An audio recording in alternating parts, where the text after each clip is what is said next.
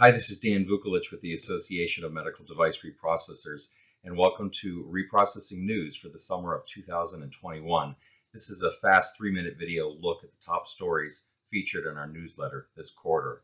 And the quarter began with a bang, with a lot of peer-reviewed research underscoring that the healthcare community itself is responsible for contributing a shocking amount of greenhouse gas emissions. In fact, more than twice the entire aviation industry. That these emissions are largely coming from the supply chain itself, and that medical device reprocessing can offer an immediate solution for hospitals to not just cut waste, but their greenhouse gas emissions as well. At AMDR this summer, we've started to apply this global emissions data, first to the Veterans Health Administration. In 2013, the VHA took a look at its carbon footprint. Scope 3 emissions, which includes those from the supply chain, were found, unfortunately, to have risen by 19% at the VA. 6 years later, in the VA's follow-up study, they failed to mention any outcomes associated with sustainability efforts related to Scope 3 emissions.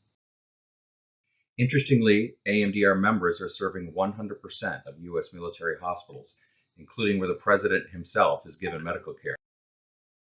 Now let's turn to some of the excellent news reports and studies published in our newsletter of the last quarter.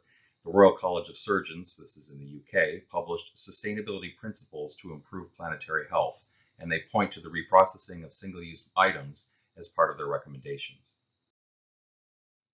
Becker's Hospital Review informed its readers that sustainability and streamlined supply chains are not mutually exclusive, and featured interview with AMDR member Cardinal Sustainability Solutions. In April, EP Lab Digest partnered with AMDR member Innovative Health to lead a community discussion on circular economy solutions in healthcare. I'd like to close by taking a closer look at Monica Karpinski's fantastic article that took a closer look at the supply chain and the environmental impact of hospitals. The article got all the messaging right and found that the evidence is in. Hospitals worldwide need to turn to solutions like regulated medical device reprocessing and remanufacturing to reduce waste and reduce greenhouse gas emissions, and frankly, to do no harm by their patient populations and the planet. Well, I thank you for joining me. You can find all of these articles mentioned in our newsletter at amdr.org. At the bottom of our homepage, you can also sign up to receive the newsletter if you haven't already done so.